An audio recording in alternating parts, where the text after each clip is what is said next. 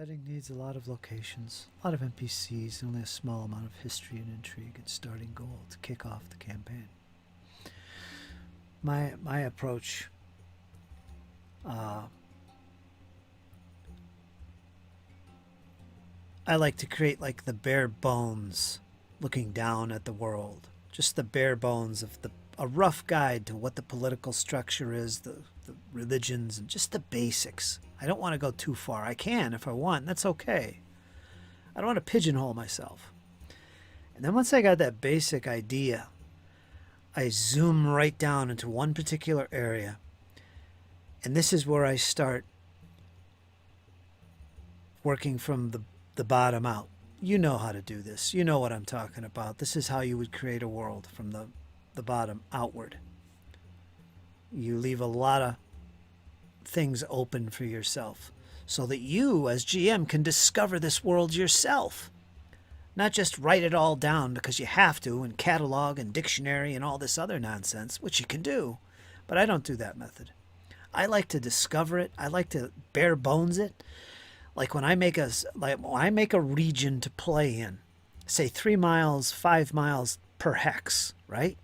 One sheet of paper. I know what the bigger landscape is like, but I don't have that mapped like I do this. What I'll do is I'll put somewhere in the middle of the map, I'm going to put like the starting point, right? This is, you know what I'm talking about. A little starting point, a village, whatever. That's where they begin. That's where they're going to be staying for the most part. And I might detail a couple other little spots. But after that, I make sure I put anywhere from 5 to 10 rumored locations, mysterious locations. And like for example, I might put off to the west, I might put in this swampy area. I'll put in an area that's got webs in it, and I'll call it the Spider Haunt. That's all I need to do. Done. The location is done. What is that place? I don't know, but the title says a lot. Connotation is everything. That's my location. And further to the northwest, I'll put some hills, maybe a trace of larger mountains as well. Maybe I'll put some images of flying dragons. Maybe I'll put some open portals to caves drawn on the map. And maybe I'll call them the Moon Hills for some reason. But the point of this is what I'm doing is I'm creating the rumors for my little world, my little region. And the players are going to see this map. See, I show my players a region map, but it's not in exact scale. That's the thing. Everything is overemphasized. You know, like a big picture of a mountain might represent a small area of mountains, or it might be a big stretch, whatever. This is the information that characters would have access to if they were to buy a map, or if they were to question about rumors, like what lies to the west? Oh, those are the Moon Hills. They say there's Dracula who lives up there. Whatever. Werewolves. A dragon is rumored to be up there.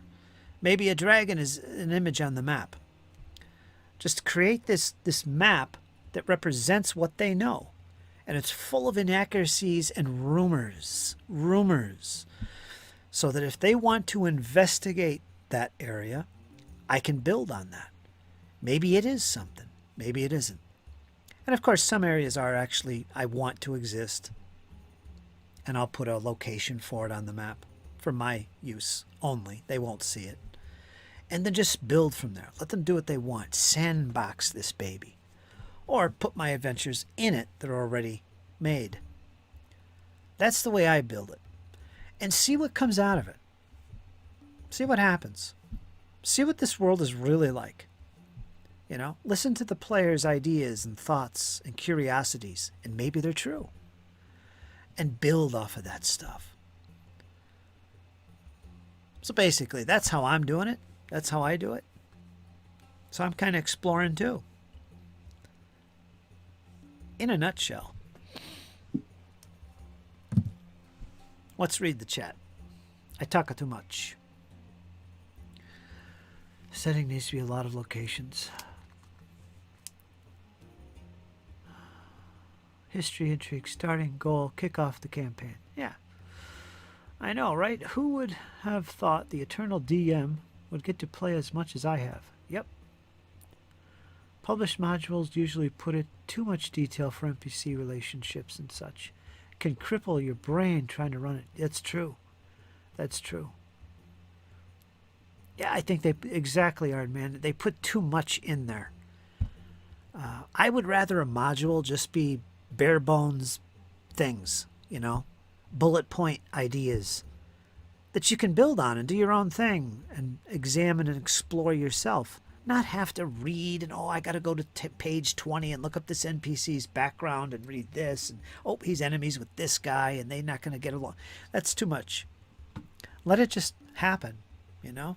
Bare bones it. The bare minimum. That would be far better. Little bullet points.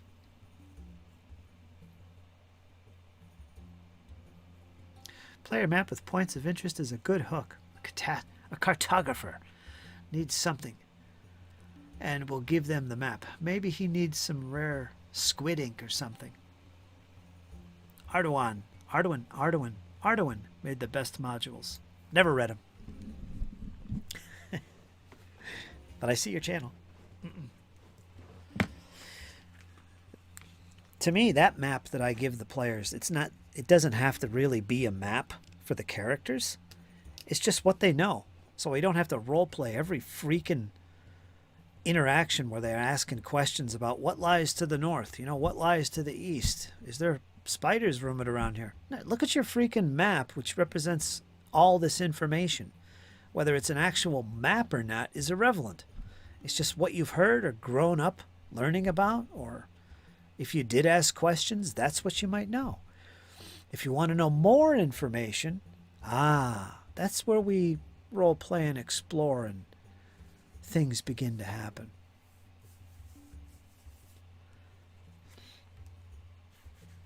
A perfect example, and I love map making, by the way. And if you're not on Inkarnate, please get on there. They have a free version.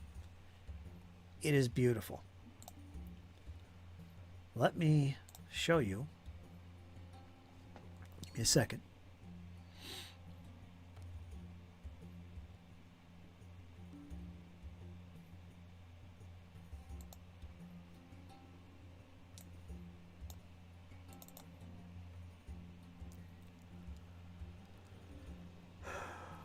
Oh, here we go.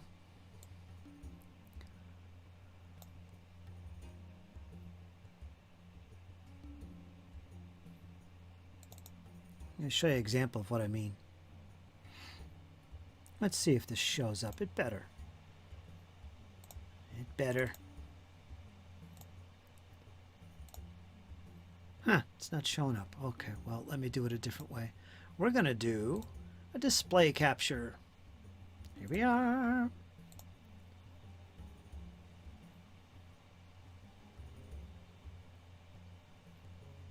Inkarnate, you guys would love it. Cartoony, over exaggerated. That's exactly what I'm going to show you right here. This map here, this is a map for my players. It shows the village of Bridal and its surrounds. Literally what the map says right there, Bridal and surrounds. I made up all these names. I put on the images. Like up here you can see a dragon flying around what's known as the Plathander Hills. There's also a little symbol of a hammer and pick here right next to some ruins. What does that mean? Also, you'll see that there's a little cave opening here. What is that about? Up there in the Plathander Hills. Okay? What are these things? This is what my players see.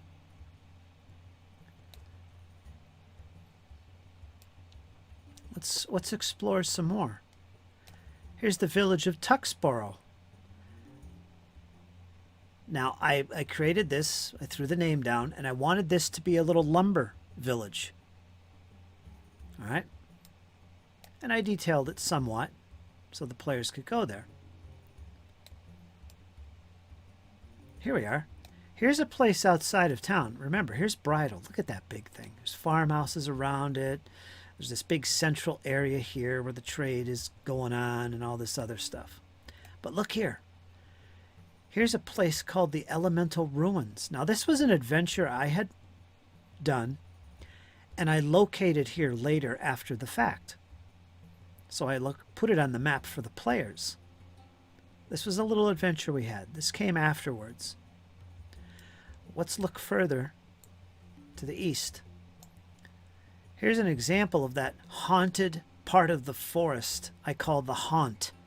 And you'll see I used images of spider webs to kind of make the players think, what role does spiders play in this place called the haunt? There's also ruins over here. What's going on here? Now, I put some bare bones information in my file for the haunt, and I described it loosely, what the rumors would be and what it could be. But if the players want to explore it, that's when we find out. But the players see this place. They see the haunt because that represents what? Rumors and questions that they might pick up from travelers or those that dwell in Bridal.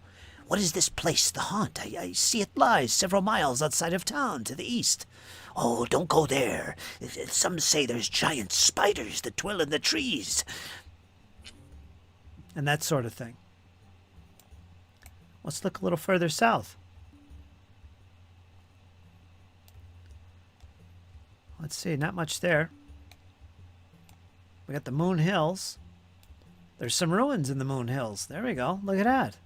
Maybe the players want to explore that.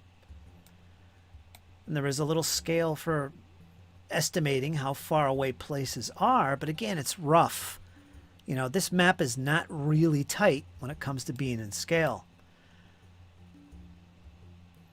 The Tanglewood, so on and so forth. So here's a little map. Not a region map, but an area map of the town of Bridal and its immediate surroundings. So there's plenty of potential for all kinds of adventures and rumors and exploration and that sort of thing it can do here. It's awesome. Now,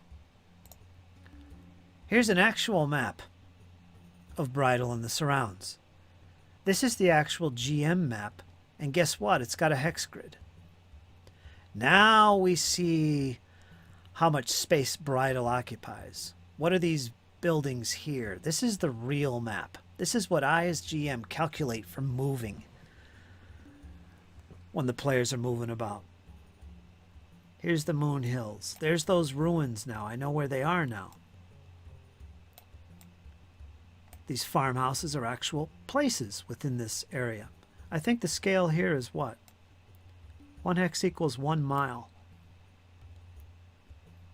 So you get an idea of that. Here's where the elemental ruins are. Here's the haunt.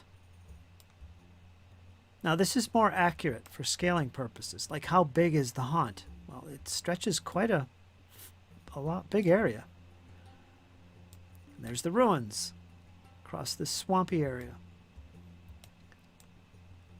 Here's Tuxborough. There might be a little bit more detailing going on in this map. So this is my map for the same map I showed the players. What's next? Now we have the detailed map of Bridal itself. Look at this beautiful little town I made. It's got locations, numbered locations. The main thoroughfare known as the King's Way with towers on the beginning and end of that town. All the big stuff is here, like the marketplace, and so on and so forth. There's a scale down here. I think this is for my use. This isn't for the players. There's no hex needed here. We got this big castle sitting on the top. There's a lot going on here. I could give you a lot of background information on this town, but I won't. I think this is a map for me, because I wouldn't normally show these numbered locations. I might, to make it easier for the players. I'm not sure. Let's go to the next map. This is one of my early adventures.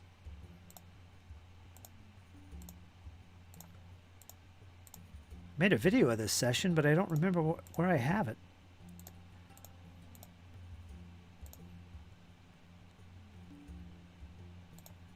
These are images I got off the internet or from books that I have that were for this campaign.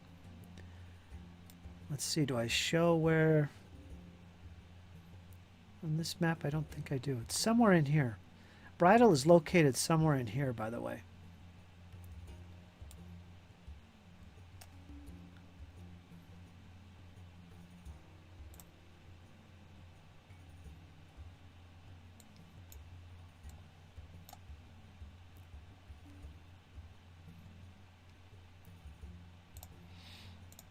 So that's what I mean by a map. That map that I show the players, that is... It's just what the characters know. Some of it's factual, some of it's just made up rumors, you know, possibilities, things. Saves you a lot of time role-playing a lot of insignificant things that, you know, let them just have the bits and pieces to get their interest and let them go with that.